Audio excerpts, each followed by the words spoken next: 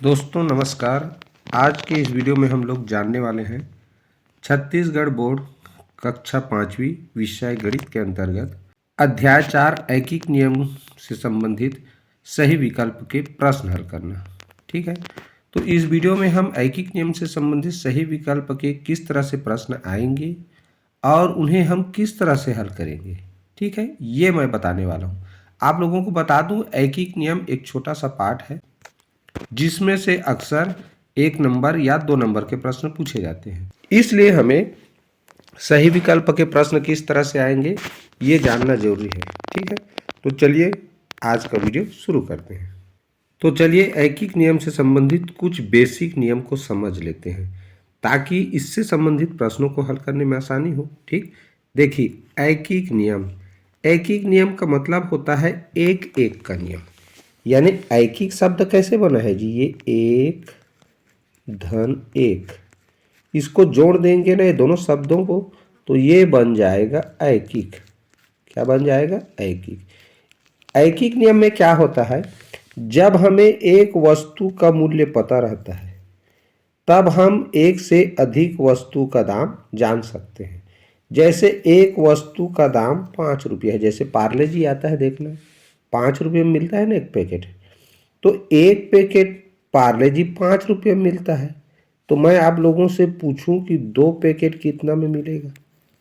2 packet Parle जी कितना में मिलेगा? तो आप तुरंत कहोगे कि 2 पैकेट 10 रुपये में मिलेगा।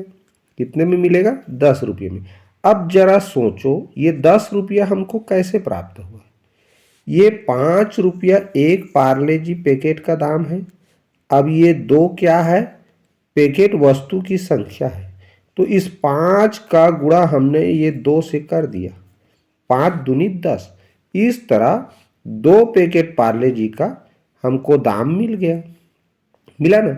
तो नियम क्या जाने, जब भी हमको एक वस्तु का दाम पता है या 1 किलोग्राम किसी वस्तु का दाम पता है या 1 लीटर किसी वस्तु का दाम पता है और एक से ज़्यादा खरीदना है, तो बस जितना खरीद रहे हैं उससे गुणा कर देते हैं। मान लो 10 रुपये किलो टमाटर है, ठीक है, 10 रुपये किलो टमाटर है। अब 5 किलो लेना है। कितना लेना है? 5 किलो। तो ये 10 रुपये में 1 किलो मिलता है, तो 1 किलो का भाव पता है, 5 किलो लेना है, तो बस 1 किलो के भाव को 5 से गुणा कर देंगे, क्या आ जाएगा? 50 रुपये। क्लियर? तो ये जब भी हमें एक का भाव पता हो और अधिक का जानना हो तो एक का जो भी मूल्य या दाम दिया रहता है उसके साथ जितनी वस्तु खरीदना है, चाहे वो किलो में हो, लीटर में हो, पैकेट में हो, उसके साथ उस कुल संख्या के साथ गुणा कर देते हैं तो सब का दाम पता चल जाता है। क्लियर? ठीक इसी तरह बच्चों, मान लो हमको एक से अधिक का दाम पता है, जैसे 5 पेन 25 रुपये में मिलता है। कितने रुपये में? 25 रुपये में। तो एक पेन कितना में मिलेगा? तो एक पेन का जानने के लिए क्या करते हैं, ये कितना रुपया है? 5 पेन का 25। तो इस 5 पेन यानी वस्तु की संख्या से दाम को भाग कर दिया जाता है। तो इस तरह 25 को 5 से भाग करेंगे, कितना आएगा जी? 5 रुपये आएगा। तो ये हो गया एक पेन का दाम। ठीक, तो याद रखो ऐकिक नियम के अंतर्गत हम एक वस्तु का दाम पता है तो एक से अधिक का जान सकते हैं, अधिक का दाम पता है तो एक वस्तु का मूल्य या दाम जान सकते हैं। ठीक है, लेकिन जब तक एक वस्तु का दाम पता ना हो अधिक का दाम पता नहीं कर सकते। ये चीज याद रखना है। यही ऐकिक नियम सिखाता है कि जब तक आपको एक वस्तु का दाम पता ना हो, एक वस्तु का दाम पता ना हो, तब तक आप एक से अधिक वस्तु का दाम नहीं बता सकते। इस बात को दिमाग में गांठ बांध लो। क्लियर? एक जो जरूरी सूत्र है वो लिखा हुआ है, उसको अच्छे से समझ लो। ठीक, यदि एक वस्तु का मूल्य ज्ञात हो, कितने का? एक वस्तु का, जैसे मैंने अभी पार्ले जी वाला उदाहरण में बताया, तो एक वस्तु का दाम पता हो, मूल्य ज्ञात हो, मूल्य को ही दाम बोला जाता है ना, याद रखना। अधिक वस्तु का मूल्य ज्ञात करना हो, माने एक से ज़्यादा लेना हो, तो वस्तु की संख्या का क्या किया जाता है, गुणा। अभी तालिका में वही तो कर रहे थे ना, एक वस्तु का दाम जाने 5 और उसी को मान लो 4 ठो खरीदना है, तो क्या किए, एक वस्तु के दाम के साथ ये वस्तु की संख्या का गुणा कर देते हैं, तो ये जो कुल वस्तु है उसका दाम पता चल जाता है। ठीक, तो इसी पर आधारित सही विकल्प के चलिए प्रश्न देखते हैं। देखिए पहला प्रश्न, यदि एक वस्तु का मूल्य ज्ञात हो और अधिक वस्तु का मूल्य ज्ञात करना हो, तो एक वस्तु के मूल्य में वस्तुओं की संख्या का खाली स्थान किया जाता है। क्या किया जाता है, गुणा, भाग, जोड़, घटा। देखो सिंपल सी बात है, एक वस्तु का तो दाम जान रहे हैं ना, अब अधिक वस्तु का दाम जानना है तो वो एक वस्तु से ज़्यादा होगा दाम। अधिक वस्तु खरीदेंगे तो उसका जो मूल्य है, वो दाम है, वो ज़्यादा होगा। तो ज़्यादा कब आएगा, जब गुणा करेंगे तब। तो इस तरह अभी मैंने पिछला सूत्र में भी बताया, तो यहाँ क्या लिखा आएगा, गुणा। जब भी एक से अधिक वस्तु का दाम जानना है तो एक वस्तु के दाम को क्या करना है, गुणा करना है। जैसे 5 रुपया किसी एक वस्तु का दाम है, मान लो पार्ले जी ले लो, 8 पैकेट खरीदना है, तो हम क्या करेंगे, एक पैकेट का दाम आप 5 है, तो 8 पैकेट खरीदना है, तो दोनों का गुणा करेंगे, 5 अट्ठे 40 रुपया हो जाएगा। क्लियर। चलिए देखते हैं अगला प्रश्न। चलिए देखते हैं, यदि अधिक वस्तुओं का मूल्य ज्ञात हो और एक वस्तु का मूल्य ज्ञात करना हो, तो अधिक वस्तुओं के मूल्य को वस्तुओं की संख्या से क्या किया जाता है, ये बताना है। तो देखो अधिक वस्तु का मूल्य जान रहे हो, मान लो 4 पैकेट पार्ले जी कितना मिलता है, 20 रुपये मिलता है, ये हमको पता है। लेकिन एक पैकेट कितना में मिलता है ये हमको पता नहीं है, तो कैसे करेंगे, सिंपल सा सोचो, 4 पैकेट पार्ले जी 20 रुपये में मिलते हैं, तो एक पैकेट 20 रुपये से कम में मिलेंगे कि ज़्यादा में मिलेंगे। स्वाभाविक सी बात है, 4 पैकेट 20 में मिलता है तो एक पैकेट कम में मिलेंगे। और कम कब प्राप्त होगा, जब भाग करेंगे। तो भाग किससे करेंगे, एक से तो नहीं किया जाता भाग, कभी भी याद रखो। तो किससे, ये वस्तुओं की संख्या, तो 4 है वस्तुओं की संख्या, बस भाग करो भाई। तो 4 एक कम 4, 4 पंचे 20, यानी एक पैकेट पार्ले जी 5 रुपये में मिलेंगे। क्लियर। इस तरह क्या करना पड़ा, एक वस्तु का दाम जानने के लिए ये जो अधिक वस्तु का दाम था, ठीक है ना, अधिक वस्तुओं का जो मूल्य है, दाम है, उसको वस्तुओं की संख्या से भाग करना है। क्या करना है, भाग करना है। तो ये ऑप्शन ए इसका सही उत्तर है। अभी हमने वही तो किया। यहाँ देखो पहले मैंने 4 पैकेट ये पार्ले जी बिस्कुट का मूल्य लिखा, उसको 4 पैकेट लिखा था तो 4 से भाग कर दिया, तो इस तरह एक पैकेट का दाम हमको पता चल गया जी। क्लियर। तो जब भी एक का जानना हो तो भाग किया जाता है, एक से अधिक का जानना हो तो गुणा किया जाता है। ये चीज आप लोगों को ऐकिक नियम के अंतर्गत याद रखना है। ठीक, चलिए अगला प्रश्न देखें। एक पेन 5 रुपये में मिलता है, तो 5 पेन खाली स्थान रुपये में मिलेंगे। तो एक पेन का कीमत कितना है, 5। कितना पेन खरीदना है, 5 पेन। तो मैंने अभी बताया एक पेन के मूल्य को कितना वस्तु खरीद रहे हैं, तो 5, बस उसके साथ गुणा, क्योंकि 5 पेन अधिक में मिलेंगे, अधिक में मिलेंगे तो गुणा करना पड़ेगा। 5 पंचे 25 रुपया। देखो ऑप्शन सी में दिया हुआ है।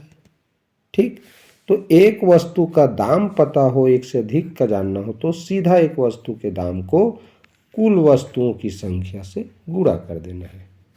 क्लियर। चलिए अगला प्रश्न देखें। 4 किलो टमाटर 40 रुपये में मिलता है। कितना, 4 किलो। तो 4 किलो जो टमाटर है कितना मिलता है, 40 रुपये में।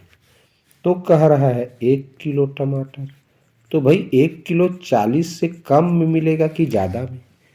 4 किलो टमाटर 40 रुपये में मिलता है, तो 1 किलो कम में तो मिलेगा ना। और जब भी कम आए, कम में मिले, तो क्या करना है, इधर जो भी लिखा है उसको, इधर कितना वस्तु लिए हैं 40 रुपये में, 4 किलो, तो 4 किलो ये जो वस्तु की मात्रा है उसी से भाग कर देना है। तो 40 को 4 से भाग करेंगे, क्या आएगा, 4 दहम 40, यानी 10 रुपया। 1 किलो टमाटर कितना मिलेगा, 10 रुपया। ऑप्शन सी बिल्कुल सही उत्तर है। क्लियर, आशा समझ में आ गया होगा। एक बार और बता देता हूँ, जब भी हमको अधिक वस्तु का दाम पता हो तो उसको लिख लेना है। अब वो कितना मात्रा में है, ये जो 40 रुपया है ये किसका भाव है, 4 किलो का, तो उसी 4 से भाग कर दो। इस तरह हमें क्या मिल जाता है, भाग करने से वस्तु के मूल्य को उसकी मात्रा से भाग करने से 1 किलोग्राम का या 1 इकाई का भाव पता चल जाता है। क्लियर, चलो देखें अगला प्रश्न। आलू 12 रुपये प्रति किलोग्राम है, तो प्रति किलोग्राम का मतलब क्या होता है, 1 किलो आलू का दाम कितना है, 12 रुपये है। कितना है, 12 रुपये। आलू 12 रुपये प्रति किलोग्राम, इसका अर्थ समझना जरूरी है बच्चों। प्रति किलोग्राम का अर्थ होता है 1 किलोग्राम, तो 1 किलोग्राम आलू 12 रुपये में मिलता है। ठीक, तो 48 रुपये में कितना आलू मिलेगा कह रहा है। तो क्या करना है, हमको ये 48 को ये 12 से भाग करना है। ठीक है, क्यों, एक से याद रखना, कभी किसी को ना तो गुणा किया जाता है, किसी संख्या को ना भाग किया जाता है। तो आपके पास यहाँ पर केवल 2 चीज़ है, हमको किलोग्राम प्राप्त करना है। यहाँ देखो उत्तर में किलोग्राम किलोग्राम लिखा है, तो किलोग्राम प्राप्त करना है तो हमको क्या करना है, दोनों रुपया है ना, तो दोनों रुपया है तो बड़ा संख्या को छोटे संख्या से भाग करेंगे भाई। 12 को 48 से भाग करोगे तो ऐसा थोड़ी आएगा। तो ये 48 को 12 से भाग करो, तो 12 एक कम 12 चौक 48, देखो 4 किलोग्राम उत्तर आया। क्लियर, क्या किए, एक बार देखो, यहाँ भी देखो रुपया है, ये 1 किलोग्राम का है। अब ये 48 रुपये में कितना मिलेगा ये पूछ रहा है। दोनों रुपया है, कोई भी सामान की मात्रा नहीं है, यहाँ याद रखना।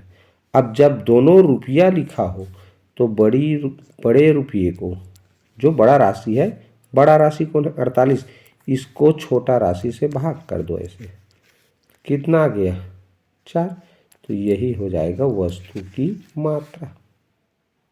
क्लियर, तो इस तरह से ऐसे प्रश्नों को बनाना है। जिस प्रश्न में केवल रुपया रुपया दिया हो तो बड़े राशि को छोटे राशि से भाग कर देना, जो उत्तर आएगा उतने किलोग्राम या उतना मात्रा में वस्तु होगा वो। तो ये 4 किलो उत्तर आ गया। क्लियर, प्रश्न देखते हैं। 3 दर्जन केले 45 रुपये में मिलते हैं, तो 5 दर्जन केले खाली स्थान रुपये में मिले। देखो 3 दर्जन केला है, कितना मिल रहा है, 45 रुपये में लिखा है। हमें चाहिए दाम 5 दर्जन का, यानी 5 दर्जन केले कितना मिलता है ये जानना है।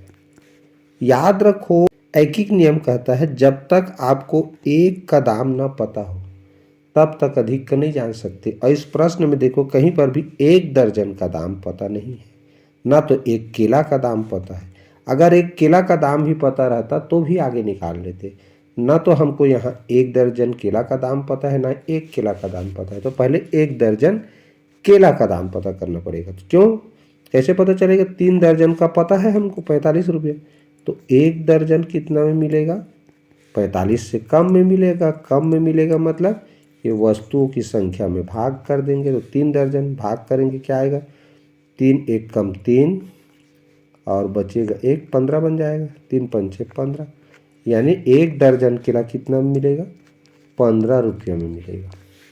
क्यों, 15 से 45 होता है ना, तो 1 दर्जन केला 15 रुपये में मिला, तो 5 दर्जन, बस वस्तु की 1 दर्जन का पता हो गया तो वस्तु की मात्रा से गुणा कर देंगे, 15 पछे 75 रुपये में।